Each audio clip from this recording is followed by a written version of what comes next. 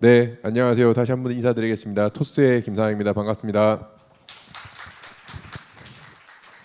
네, 오늘 발표는 그동안 앞에 금융보안에서도 말씀해 주시고 저희 금융업권의 망분리 규제하고 사스 그다음 AI 관련된 규제가 많이 완화되면서 그에 관련돼서 토스가 좀 고민하는 것들 그리고 여기 계신 업권에 계시는 금융보안 담당자분들이 한번은 고민하면 좋을 주제들에 대해서 소개해드리는 자리를 좀 가져보도록 하겠습니다. 네, 저의 주제는 Are you ready라는 주제로 잡아봤는데요. 그 부제는 망분리 규제 완화, 우리는 얼마나 준비가 됐는가라는 내용이에요. 이 지금 10이라는 숫자가 혹시 어떤 의미인지 혹시 아시는 분 혹시 계실까요? 너무 막연하죠. 그래서 뒤에 한 가지 더를 붙였는데 10년이요. 이 10년이라는 단어가 혹시 어떤 의미인지 혹시 아시는 분 계신가요? 아, 네, 말씀해 주십시오. 네, 정답입니다. 네, 박수 한번 부탁드릴게요. 너무나 감사합니다. 사실 제가 이걸 준비하면서 아무도 답변해주지 않으면 어떡하지라고 굉장히 조마조마했는데 손 들고 답변해서 너무 감사드리고요. 네, 맞습니다. 금융권 망분리가 적용된 지 10년이 됐고요. 사실 저도 토스라는 회사를 오기 전에 금융권 회사에서 보안 담당자로 있을 때부터 망분리 PM을 두 가지를 다 진행했었어요. 1차 물리적 망분리, 2차 논리적 망분리. 사실 그때 뭐 거의 한 3년 가까운 시간 동안 프로젝트를 진행하면서 굉장히 많이 힘들었습니다. 그때 사실 크게 보면 한 가지는 잃고 한 가지는 얻은 것 같은데 물론 더 있지만 잃었던 거는 회사에서의 명성을 잃었던 것 같아요. 왜냐하면 다 아시겠지만 전사 망분리를 하고 나면 모든 직원들이 다 불편해서 그 모든 욕을 PM이 다 먹습니다. 왜 이렇게 근무하기 불편하게 만들었냐. 그래서 아마 저는 그때 회사를 다니면서 회사의 어떤 명성을 잃게 됐고요. 그 대신 그거와 반대로 아마 장수를 얻게 된 것 같아요. 하도 욕을 많이 먹어가지고요. 그래서 사실 그만큼 굉장히 힘든 프로젝트였고 또 많은 여기 계시는 금융업권의 담당자분들이 어렵게 망분리 프로젝트를 규제를 준수하기 위해서 하셨던 걸로 알고 있습니다. 그래서 그런 망분리 전 효과를 한번 더 생각해 보면 사실 망분리 전의 해킹 사고를 한번 생각해 보면 좋을 것 같아요. 그래서 망분리 이전에 금융업권에서 발생했던 해킹 사고 중에서 누구나 알 법한 혹시 해킹 사고에 대해서 혹시 아시는 분 혹시 계실까요? 망분리 전. 네? 네? 어디 계시죠? 네. 옥션. 옥션은 금융권이 아니라서. 네, 금융권으로 좀 한정 부탁드리겠습니다. 네. 농협. 네, 맞습니다. 네, 농협 맞추셨고요. 네 가지가 있는데 또 혹시 다른 농협 말고 오시는 분 계세요? 네, 네, 롯데카드 혹시 어떤 사건일까요? 네, 근데 정답 중에 하나입니다. 네, 맞추셨고요. 혹시 또 두 개가 더 있는데 혹시 아시는 분 계세요? 없으신가요? 네, 그럼 제가 하나씩 좀 소개를 좀 드리도록 할게요. 아까 말씀하셨던 것처럼 M뱅크에서 전산망 사고가 11월 4일에 발생을 했어요. 이때 사실은 외주 개발자에 있는 노트북을 통해서 내부 서버가 장악이 됐고 그걸 통해서 실제 온라인 뱅킹하고 ATM기 서비스까지가 약 7일 가까이 거의 이용하지 못하는 사고가 있었습니다. 그리고 두 번째로는 국내 굉장히 유명한 H캐피탈 카드사에서 발생한 해킹 사고예요. 이때 해킹을 통해서 실제 고객의 42만 정보가 유출이 됐고 해당 그 정보를 이용해서 해당 회사의 금전적인 요구까지도 갈취하면서 굉장히 화제가 되었었죠. 근데 사실 그 사고 있은 이후부터 해당 굉장히 큰 이 캐피탈 카드사가 보안적으로는 굉장히 안전하게 탈바꿈하는 하는 굉장히 큰 계기가 됐죠. 그리고 다음으로는 아마 모두가 아실 거예요. 320 사태. 320 사태는 사실 뭐 금융권뿐만 아니라 방송사에서도 실제 영향을 미쳐가지고 그때 뭐 은행도 안 되고 방송사 홈페이지도 접속 안 되는 굉장히 큰 사고가 13년도 3월에 있었습니다. 네, 아까 말씀해 주셨던 실제 카드 3사에서 카드 정보가 유출됐는데 자그마치 1억 건이었어요 그때. 사실 이게 어떻게 보면 2014년 1월에 망분리가 시작하게 되는 가장 큰 계기가 됐던 사건이라고 할 수 있겠죠. 그러니까 이렇게 되돌아보면 사실 망분리 이전에는 이 아까 말씀 안 해주신 분도 계시지만 누구나 알 법한 보안 사고가 사실 있었습니다. 근데 사실 망분리 후에 발생했던 해킹 사고를 한번 생각해 보시면 사실 잘 떠오르지가 않아요. 더 최근의 일임에도 불구하고 아까처럼 어떤 내부자의 유출, 그 다음에 해킹의 사고들을 통해서 실제 해킹 사고가 났던 게 망불 이외에는 사실 굉장히 없었습니다. 그래서 망불리 효과를 한번 생각해 보면, 네, 사실 모든 금융권에 있는 보안 수준을 상향 평준화 해줬어요. 사실 이 말의 의미는 기업의 보안 투자나 인력, 그다음에 보안 수준에 상관없이 사실 해킹의 난이도가 사실 높아졌어요. 그래서 실질적인 해킹의 위험과 가능성이 사실 내려갔죠. 네, 그래서 이게 아까 그 카드 3사의 해킹 사고가 사실 내부자에 의해서 1억 건을 빼간 건데, 내부자의 자료 유출의 위험도도 사실 굉장히 낮아졌습니다. 그 말의 즉슨 사실 내부의 업무 시스템 연소성도 사실 높아진 거죠. 그리고 다음으로는 사실 직원들의 보안 의식도 의도하지 않았는데 굉장히 높아졌어요. 왜냐하면 모두가 다 내부망에 쓰고 VDI에 쓰고 뭔가 할 때마다 승인 받으니까 불편하긴 하지만 사실 보안 임직원분들의 보안 의식은 이전과는 다른 뭔가를 보안을 다 지켜야 되는 건가? 이거 있으면 큰 문제가 있는 건가? 라는 어떻게 보면 모든의 공감이라기보다는 약간 강압적인 그런 생각을 하실 수 있게끔 만들어졌죠. 망불리의 효과가. 그래서 사실 이런 망불리 효과가 어떻게 보면 여기 정책하시는 분들, 기획하시는 분들의 효과 정도로 생각할 수 있는데, 그럼 실질적인 망불리 효과는 어떤 게 있을까라는 질문을 가장 해줄 수 있는 최적의 사람을 좀 찾아봤어요. 그래서 사실 전 세계 3대 해킹 대회 중에 데프콘이라는 대회가 있거든요. 사실 여기에서 아시아, 대한민국 최초가 아니라 아시아 최초로 우승한 헬소닉이라는 분이 있어요. 사실 이분은 토스에 있고요. 제가 그분한테 물어봤습니다. 망불리는 해커 관점에서 어떤가요? 라고 물어봤어요. 그래서 과연 그분은 어떻게 답변했을까요? 망불리가 되어 있다고 해서 해킹이 불가능한 건 아니래요. 그럼 어떻게? 망불리가 되어 있다고 해도 각 기업에 사용되는 연결된 솔루션 또는 시스템의 취약점을 이용해서 내부의 침투가 충분히 가능하다고 해요. 그리고 그걸 통해서 해킹도 할 수 있고 내부 정보도 유출할 수 있는 게 얼마든지 가능하다고 해요. 근데 그렇지만 그런 솔루션과 취약점을 파악하는 데는 사실 굉장히 많은 시간이 들어요. 망불리가 되기 이전과 이후를 비교했을 때. 그리고 이를 모두 수행하기 위해서는 해킹의 난이도가 사실 굉장히 높습니다. 한마디로 불가능한 건 아니지만 굉장히 어렵다. 그래서 그런 어려운 수준을 금융권에 사실 모두 동일하게 맞췄기 때문에 사실 어떻게 보면 이게 망불리의 가장 큰 효과라고 볼 수 있을 것 같아요. 근데 어떤 정책이건 사실 그 좋은 점이 있으면 또 안 좋은 점도 있잖아요. 그래서 망불리의 역효과를 한번 말씀드려 볼게요. 사실 각 기업의 보안의 목표가 사실 규정의 준수에 맞춰졌어요. 물론 망불리 때문에 모든 금융회사가 규정을 준수를 맞춘다는 건 아니지만 사실 그간 망불리가 금융회사에서의 어떤 보안 정책에 미친 영향은 사실 가장 컸고 많은 영향을 미쳤습니다. 그래서 사실 기업들이 규제 이상의 보안 수준을 높이려고 하지 않아요. 물론 모두가 그렇지는 않지만 대부분 규제 준수가 먼저겠죠. 그 이상을 하지 않고. 그러다 보니 능동적인 보안을 수행하는 게 아니라 수동적으로 보안을 하게 됐어요. 그러니까 감독원에서 시키는 거, 규정에서 준수해야 되는 것들만 수동적으로 하게 됐죠. 그러다 보니 보안의 기준이 이제 망불리에 사실 치중돼 있다 보니까 종합적인 보안 전략이 사실은 많이 부재했습니다. 그동안은. 그래서 사실 그동안의 사이버 공격들이 물론 앞에도 굉장히 좋은 말씀해 주셨지만 굉장히 사이버 공격은 복합적이거든요. 그런 복합적인 공격에 대한 대응 전략이 사실은 어려웠습니다. 그래서 변해가는 기술에 대한 보안 대응 체계나 사실은 이게 경험이 없었어요. 왜냐하면 그런 최신 기술과 또 새로운 보안 솔루션과 클라우드 사스를 이용할 수가 없으니까 망불리 때문에 그러다 보니 경험도 부재하고 거기에 대한 어떤 우리의 능력도 사실 많이 부족했죠. 그래서 사실 최신 보안 위협과 정보에 대한 도입의 한계가 분명히 있었습니다. 이게 어떻게 보면 망불리의 가장 큰 역효과라고 할 수 있을 것 같아요.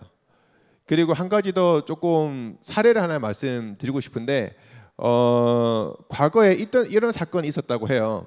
실제 왼쪽이죠. 왼쪽에 보시는 그림은 하나의 식물원인데 식물원에 나무가 있었습니다. 사실 식물에 있는 나무는 거기는 정원사분께서 매일매일 가꾸시고 물도 충분히 주시고 가꿔주시고 어디가 아프면 뭔가 보살피니까 항상 물과 영양과 햇빛이 충분히 잘 공급이 돼요. 그 대신 이 오른쪽에 있는 나무는 사실 야생에 있는 나무예요. 그래서 이 나무는 뭐 태풍도 맞고 비도 맞고 실제 가뭄도 맞아서 그 안에서 사실 굉장히 척박하게 자란 나무였어요. 사실 이 두 나무는 사실 그렇게 많이 떨어져 있지 않았다고 해요. 근데 어느 날 이 지역에 큰 태풍이 강한 바람과 비를 동원한 태풍이 왔는데 이 태풍이 사실 많은 건물들도 무너뜨리고 부셔뜨렸다고 해요. 그럼 아까 봤던 그 두 가지 나무들 중에서는 과연 어떤 나무가 살아남았을까요? 네, 사실 식물에 있는 나무가 뽑히고 야상에 있는 나무가 살아남았어요. 사실 어떻게 보면 식물의 안에 있는 나무는 더 영양 공급을 잘 받고 더 좋은 환경에서 더 잘 자랐기 때문에 사실 더 튼튼할 거라고 생각하지만 실상은 그렇지 않아요. 왜냐하면 실제 나무들은 영양이 잘 공급되고 물이 충분하면 뿌리를 깊숙이 내리지 않는다고 해요. 그냥 자기가 필요한 만큼만 자라는 거죠. 위로 열매는 자라겠지만. 그렇지만 오른쪽에 있는 나무는 실제 가뭄이나 이런 거 생길 때마다 자기가 더 많은 영양분과 물을 뿜기 위해서 땅속 깊숙이 더 많은 뿌리를 내서 더 튼튼하게 자란다고 해요. 그래서 한마디로 외부에서 발생하는 그런 큰 재난이나 강한 바람에도 더 강하게 큰다고 해요. 사실 이 사례를 갖고 왔던 이유는 그동안 어떻게 보면 망불리라는 규제라는 쉴드가 사실 내부에 보안하고 있는 담당자들에게 그러니까 왜 해커의 입장에서는 공격하기 힘들게 했지만 보안 담당자들 입장에서는 사실 어떻게 보면 약간 안전지대망 같은 역할도 사실 했습니다. 왜냐하면 새로운 기술을 도입할 때마다 어떤 것들을 해야 될 때마다 사실 망불리를 도입할 수 없으니까 사실 그거를 검토할 필요가 없는 거죠. 그 다음을. 그러다 보니 어떻게 보면 가장 큰 망불리 쉴드에서 안전한 환경에서 자랐기 때문에 그 각 기업에 있는 보안에 어떻게 보면 깊숙이 뿌려낼 뿌리가 아주 뿌리 있게 내리지 못했던 거죠. 그러다 보니까 새로운 기술이 만약에 도입되고 근데 위협이 도입되면 사실 이렇게 쉽게 무너지거나 쓰러뜨릴 수 있다는 생각이 들더라고요. 그래서 과연 IT 환경 패러다임에서 어떤 것들이 변했는지 한 번쯤 얘기를 나눠보면 좋을 것 같은데 사실 앞에도 항상 말씀드렸지만 클라우드 환경이에요. 클라우드 환경은 뭐 IaaS, PaaS, SaaS는 기본이고 그 이외에 여러 가지 클라우드 서비스들이 이 클라우드 환경에 올라가게 되고 그다음에 오늘도 사실 많은 어떤 소개 자료도 있지만 AI 서비스 너무 많이 활용하고 있죠. 물론 그 동안에는 금융권에는 AI 서비스를 도입할 수 없었지만 이제 금융권 구제 완화로 인해서 AI 서비스도 얼마든지 서버망을 연결할 수 있죠. 그리고 개발자의 개발 환경 또한 사실 많이 변했습니다. 기존에 형상 관리하고 배포하고 그런 형태만 이루어졌던 것이 아니라 실제 앞으로는 개발의 코드가 AI가 연결돼서 더 자동화되게 개발 코드가 만들어질 수도 있고 금융권이면 당연히 제3자 검증을 수행해야 되는데 그런 검증을 지금은 사람이 하고 있잖아요. 그렇지만 사실 굉장히 형식적으로 하고 있어요. 그래서 저희 토스에서는 이런 부분들도 뒷단에 ML 엔진이나 AI 엔진을 넣어서 토스가 원하는 코드의 밸리데이션을 자동화해서 피드백 받을 수 있는 것들을 뒷단에 연결을 고려하고 있습니다. 그리고 인프라 구성도 똑같아요. 인프라도 사실 클라우드의 환경에 IaaS를 올릴 수 있죠. 그 다음에 클라우드 환경을 퍼블릭으로 올리는 게 아니라 내부에 오픈 스택을 만들어 가지고 실제 인프라도 내부 온프라미스도 클라우드 환경으로 만들 수도 있습니다. 이것처럼 클라우드 환경도 변하죠. 데이터에 대한 분석 또한 뭐 기존에 뭐 레이크하우스 그 다음에 그런 데이터 분석 마트가 있었지만 지금은 그거를 넘어서서 뭐 빅데이터 분석을 통해서 하고 그런 거면 접근 통제는 어떻게 해야 되면 어떻게 모니터링 해야 되고 이런 거에 대한 고민들과 그런 솔루션들도 함께 고민이 필요하겠죠. 그리고 다음으로는 이를 대항해야 되는 사실 다양한 보안 기술과 솔루션들이 나오고 있어요. 그래서 이만큼 사실 IT의 환경과 패러다임이 예전보다 훨씬 더 빨라졌고 거기에 대한 범위가 훨씬 더 넓어졌습니다. 사실 그동안에 우리는 망분리라는 어떤 그런 큰 테두리 안에서 도입하진 않았지만 사실 이런 것들 앞으로는 더 많이 고민을 해야 되는 상황에 도래했다고 볼 수 있을 것 같아요. 그럼 과연 이런 변화에서 우리는 얼마나 대응이 가능한가에 대한 질문을 한 번쯤 할 시기가 왔다고 생각하거든요. 그래서 뭐 저희가 말씀드린 게 정답은 아니겠지만 토스에서는 이렇게 생각하고 있구나 정도로 알아봐 주시면 좋을 것 같아요. 그래서 저희가 좀 이런 변화되는 환경에서 주요하게 대응하는 방안들을 하나씩 좀 소개해드리겠습니다. 이제 첫 번째로는 이제 업무와 서비스 시스템에 대한 중요도 평가를 하는 거예요. 사실 이런 새로운 서비스나 신규 솔루션이 올 때마다 모두와 똑같은 리소스와 똑같은 방법으로 적용할 수가 없잖아요. 그래서 저희는 그런 것들을 중요도를 평가하는 것을 굉장히 우선시하려고 하고 있어요. 근데 중요도를 평가하려면 사실 평가 기준이 수립되어야 되겠죠. 그래서 각 시스템이 됐든 업무가 됐든 그런 것들을 평가할 수 있는 평가 기준을 내부적으로 수립이 필요로 하고 사실 평가 기준을 세웠다고 하면 그에 따른 차등한 보안 동제가 사실은 필요로 합니다. 다음으로는 실제 이런 위협에 대한 식별과 위험에 대해 상관관계에 대해서도 사실 파악이 필요로 해요. 왜냐하면 보안 통제를 통해서 이 시스템과 업무에서 발견된 여러 가지 위협과 위험들이 발견이 될 겁니다. 그럼 거기에 따라서 서로의 연관관계가 있고 그 연관관계를 파악하는 것들도 필요하고 그 파악된 위협과 상관관계에 따른 보안 대응 체계도 함께 필요로 해요. 그래야 사실 그런 위협에 대해서 저희가 대응할 수 있을 테니까요. 그리고 다음으로는 이제 가시성 확보를 위해서 이런 전반적인 내용들이 사실 모두 다 수작업으로 이뤄간다면 사실 가시성 확보가 사실 많이 힘들더라고요, 저희는. 그래서 가능하면 그런 것들을 자동화하고 시스템화하려고 노력하고 있어요.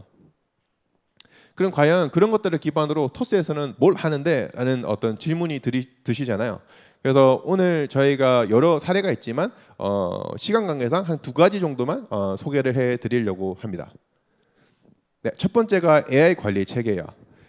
토스에서도 데이터 팀이 굉장히 많은 분들이 계시고 거기 안에 데이터 사이언티스트, 그다음에 ML 엔지니어, 데이터 매니저 등 실제 AI를 처리해야 되는 내부 이해관계자들이 굉장히 많이 계세요. 그래서 토스는 작년부터 이런 내부에 대한 데이터 관리 체계 플러스 AI 관리 체계를 어떻게 도입할지에 대한 고민들을 좀 시작했고 거기에 대해서 조금 소개를 드리도록 하겠습니다. 네, 첫 번째로는 사실 이런 AI를 이용하고 관리할 때는 가장 제일 첫 번째 필요한 게 사실은 내부 규정과 지침이에요. 그래서 저희가 이 AI를 이용하고 개발하는 데 따른 어떤 용어 정리, 그다음에 조직과 그다음에 그 모델에 대한 검증, 그다음에 데이터에 대한 검증, 개발에 대한 부분, 교육에 대한 부분 등 이런 AI 업무가 돌아가는 전반적인 내용들을 아우를 수 있는 내부의 이용 관련 지침을 개발을 했습니다. 실제 그런 것들은 내부의 개인정보 보호팀, 그다음에 보안 정책, 그다음에 데이터 팀, ML 팀 등 관련 팀들하고 충분히 논의하고 상의해서 지침으로만 놀지 않고 실무적으로 놀 수 있게끔 그런 분들을 최대한 많이 녹이려고 고민을 했었고요. 그래서 다음으로는 이제 AI의 윤리 원칙과 AI 윤리위원회를 저희는 구성을 했습니다. 그래서 AI 윤리위원회는 윤리 원칙에는 뭐 AI를 이용하다 보면 항상 나오는 투명성, 책임성, 그다음에 이런 것들을 충분히 윤리 원칙에 녹였고 저희가 AI 윤리위원회에는 실제 각 그 주관 부서에 있는 임원분들이 다 현재 소속돼 있어요. 그래서 보안에 대한 임원, 이제 개인정보, 실용정보에 대한 임원, 그다음에 리걸, 그다음에 컴플라이언스, 그다음에 CTO, 그다음에 제품 이렇게 위원으로 구성되어 있고 위원장은 헤드 오브 데이터가 위원장으로 구성되어 있습니다. 그래서 그런 AI와 관련된 서비스라든지 어떤 주요한 정책의 결정이 필요하다고 하면 저희는 AI 윤리위원회를 열어서 거기서 의사결정을 하고 있어요. 네, 다음으로는 이런 AI 신규 서비스가 만들어질 때마다 아까 앞단에 말씀드렸던 것처럼 업무의 주기도 평가를 저희는 수행하고 있어요. 그래서 그 중요도 기준을 상중하로 나눠서 실제 평가를 하고 있고 해당 중요도 평가 기준은 총 5개의 카테고리를 하고 있습니다. 첫 번째로는 이제 금융 서비스의 중요도, 그다음에 고객의 사용하는 사용자의 기준의 중요도, 그다음에 처리하는 데이터의 중요도, 그다음에 그 고객에 미치는 영향에 대한 기준도 이런 각 5가지의 어떤 카테고라이즈의 점수를 매겨서 그 점수의 일정 수준 이상이 되면 상 또는 중 또는 하가 될 수 있는 중요도 평가를 기준으로 하고 있고 그런 평가 기준에 따라서 저희는 AI 서비스가 만들어질 때 검증하는 체크리스트를 차등해서 두고 있어요. 그래서 아까 앞에 말씀드렸던 모델의 책임성, 그다음에 투명성, 그다음에 무가용성들을 실제 체크하고 또는 그런 AI 모델의 성능에 대한 부분들까지 검증할 수 있는 체크리스트를 사실 동일하게 하게 되면 중요하지 않는 서비스가 너무 과도하게 시간을 딜레이하는 부분들이 있기 때문에 그런 것들을 최대한 배제하기 위해서 서비스의 중요도에 따라서 보안 점검들을 할 수 있게 체크리스트로 사실 많은 가이드와 레퍼런스를 참고해서 제가 자체적으로 만들어서 운영을 하고 있습니다. 그래서 이런 체크리스트 통해서 결과 보고 하게 되면 그런 보고 체계도 사실 자동으로 다 만들었어요. 그래서 하인 경우에는 팀장 레벨까지 올라가고 이제 중인 경우에는 물론 앞단에 내부 통제 담당자들이 다 리뷰와 검증을 거칩니다. 그리고 팀장까지만 가고 중일 경우에는 실제 헤드 오브 데이터까지만 가고 상인 경우에는 이제 AI 윤리위원회를 구성해서 모든 임원들이 승인할 수 있는 구조로 저희가 보고 체계를 차등으로 만들었고요. 그다음에 다음으로는 이런 위험들을 식별하기 위한 모니터링 체계도 사실은 구축했어요. 그게 이제 단말 간에도 그렇고 시스템 간이에요. 앞단에 뭐 좋은 솔루션들도 많이 소개해 주셨지만 임직원분들이 실제 인터넷을 통해서 여러 가지 AI 툴들을 이용하시게 되잖아요. 그럴 때 저희는 내부에 있는 모니터링 툴을 이용해서 단말단을 모니터링하고 있고, 실제 이런 AI 서비스가 지금은 혁신 금융 서비스를 통해서 서버 간에도 통신할 수 있고, 또는 내부에 있는 GPU를 이용해서 내부 자체 모델을 할 수 있는데, 그럴 때도 저희 내부에 있는 LLM 플랫폼이라는 걸 내부적으로 개발해서 만들어서 실제 검증받지 않는 서비스가 이런 AI 모델에 호출하지 못하게 예방하고, 그다음에 개인 정보가 포함되어 있다고 하면 그런 것들을 필터링하거나 삭제하거나 또는 대체하는 방안들을 구성해 놓고 있어요. 이것도 사실 아까 앞에 말씀드렸던 것처럼 모두 다 시스템화, 자동화해서 과시성을 확보를 하고 있습니다. 그래서 저희가 그 AI 관리 체계에 대해서는 전반적으로 이런 형태로 현재 운영을 하고 있고요. 네, 다음으로 말씀드릴 부분은 사실 제로 트러스예요. 사실 제로 트러스 가장 그 핫하고 많은 기업이 관심을 가지고 계시잖아요. 그래서 제가 알기로는 금융 보안에서도 TF를 올해 그 중순부터 운영하고 계셔서 각 금융업권에 있는 담당자들을 인발브 시켜서 여러 가지 표준과 가이드를 만드시려고 준비하고 계시거든요. 토스도 거기에 포함되어 있고, 그래서 토스는 이미 2021년부터 준비해서 2022년부터 제로 트러스트 아키텍처를 적용해서 제가 알기로는 금융업권에서는 처음으로 저희가 도입해서 운영하고 실제 있는 걸로 알고 있습니다. 뭐 다 그 제로 트러스트의 개념은 다 아실 거라고 생각해요. Never trust, always verify. 그래서 저는 사실 이 키 메시지가 이 제로2의 모든 거를 다 설명한다고 해요. 왜냐하면 너무 이 캐치프레이즈를 너무 잘 맞는 것 같더라고요. 이 메시지가 한 번에 딱 와닿잖아요. 절대 믿지 않아. 항상 검증할 거야. 그래서 사실 이 메시지만 알고 있다고 그러면 사실 제로 트러스트 아키텍처의 개념을 다 이해한다고 볼 수 있는데, 이제 그러기 위해서는 이렇게 몇 가지 컴포넌트들의 구성이 필요로 합니다. 실제 인증에 대한 부분, 그 다음에 디바이스에 대한 부분, 네트워크에 대한 부분, 어플리케이션에 대한 부분, 데이터에 대한 부분, 그리고 그런 것들의 회사의 거버넌스와 실제 오토메이션하고 오케스트레이션이 잘 구현되어 있어서 실제 그것들의 가시성과 분석이 다 용이하게 되어야 되죠. 그럼 이런 것들을 기반으로 과연 토스는 어떻게 되어 있는지를 다음 장표에서 설명을 좀 드리도록 하겠습니다. 네, 여기에서 보시는 게 사실 토스가 구축하고 구성한 각각의 컴포넌트들이에요. 그래서 오른쪽 위에 보시는 것처럼 세시인데 Security Access Service Edge라고 해서 실제 세시를 통해서 저희는 직원분들이 통신하는 모든 통신 내용들을 포커화해서 다 볼 수 있어요. 그래서 그 내용들에 대한 어떤 URL 필터뿐만 아니라 아까 말씀드렸던 그 AI 서비스가 통신하는 데이터 값들까지도 다 저희가 내부의 필터링 기준을 둬서 다 검증하고 있고, 거기에 따른 것들을 저희가 모니터링하고 있습니다. 그래서 외부의 어떤 피싱 어떤 첨부 파일이라든지 어떤 유해 사이트들을 더 나아가서 우리가 봐야 되는 사이트, 그 다음에 처리하는 데이터 등 부분들까지도 모니터링을 함께 하고 있습니다. 그리고 오른쪽 하나 돼 있는 것처럼 UEM이라고 해서 Unified Endpoint Management인데, 실제 저 녀석이 하는 녀석은 저희 그 토스 네트워크에 붙어 있는 모든 단말들을 다 식별을 합니다. 그래서 그 자산의 식별뿐만 아니라 다 자산의 보안 저희가 정의한 보안 설정까지도 모두 다 봐요. 그래서 그 설정한 보안 설정들을 통해서 네트워크에 붙이지 말지, 그리고 OS나 어플리케이션에 대한 패치 적용 여부들도 확인해서 그런 것들이 일정 시장 이상 되지 않았다고 하면 그런 것들을 다 격리시킵니다. 그런 것들을 할 수 있는 가장 근본적인 이유는 하단에 있는 IAM이나 세시나 제로 트러스트 네트워크 아키텍처처럼 모든 것들이 다 연동돼 있어 그 정보들이 스코링화되고 있어요. 그리고 오른쪽 하단에 있는 것처럼 EPP인데 엔드포인트 프로텍션 플랫폼이라고 해서 실제 뭐 EDR하고도 같은 개념이라고 보시면 될 것 같아요. 그래서 단말에 어떤 악성 코드나 공격들에 들어오는 탐지뿐만 아니라 뭐 여러 가지 그 단말이 하는 행위에 대한 분석까지, 이런 위협 정보들에 대한 상태까지 모든 것들을 다 확인하고 검증해서 이 값들도 스코링해서 실제 그 세시하고 지스켈러 네트워크와 함께 연동이 되어 있죠. 그래서 왼쪽 위에 보면 제로 트러스트 네트워크 액세스인데 실제 저 녀석이 UEM하고 EPP에 있는 스코링을 기반으로 네트워크를 허용해 줄지 말지를 결정을 해줘요.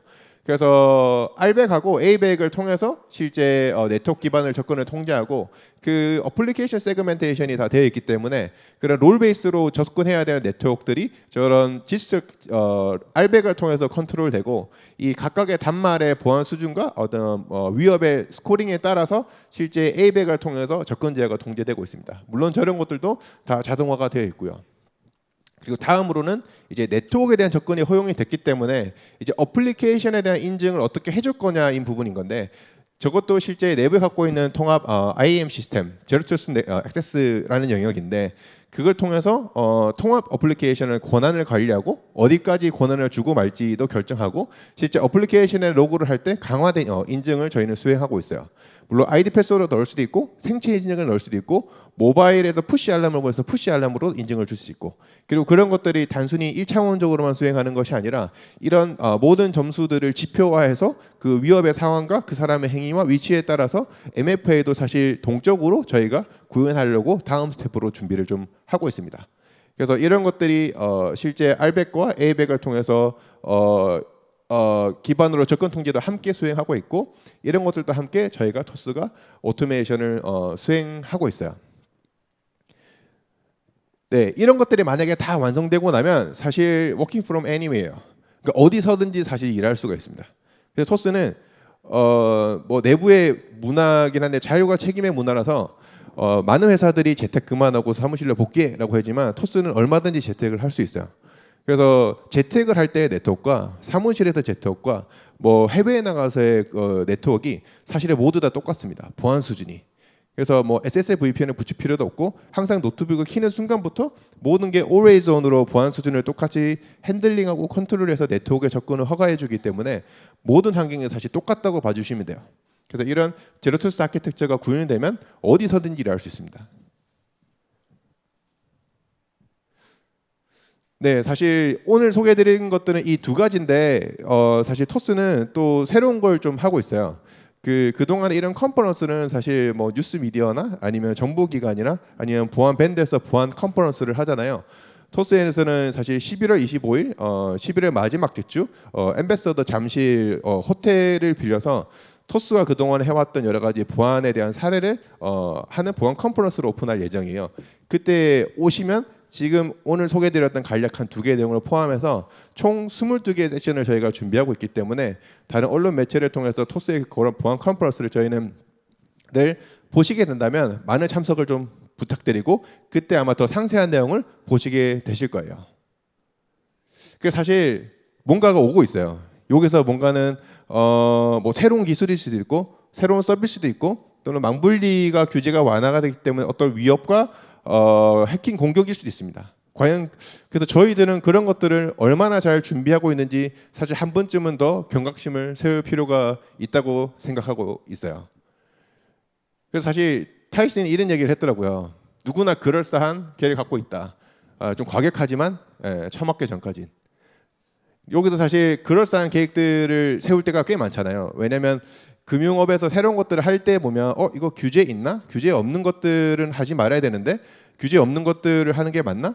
사실 오늘도 그 금보원에서 말씀 주셨던 것처럼 자율보안책이 앞으로 더욱더 강화가 되잖아요. 그럼 아마 그 금융업권에 계시는 담당자들이 스스로 생각해서 어떤 것들에 대한 보안 정책과 관리 체계와 또는 기준들을 수립하는 게 무엇보다 더 중요해질 거거든요. 근데 그게 막연하게 그럴싸한 계획을 갖고 있다고 하면 사실 외부 위협으로부터 그 회사는 굉장히 큰 타격을 입을 수도 있다고 생각하고 있습니다. 근데 만약 오늘 여러분께서 오늘도 뒤에도 굉장히 좋은 강연이 있던데 그런 것들을 많이 들으시고 많이 준비하신다면 아마 훨씬 더 안전한 보안 환경을 구축하실 수 있으실 것 같아요. 네, 그래서 사실 오늘 그 강연은 사실 주제가 Are you ready잖아요. 그래서 오늘 이 강연을 들으시고 Are you ready라는 질문을 들으셨을 때 자신 있게 Yes, I am 이라는 답을 꼭 하실 수 있기를 응원드리며 오늘 발표는 이걸로 마치도록 하겠습니다. 감사합니다.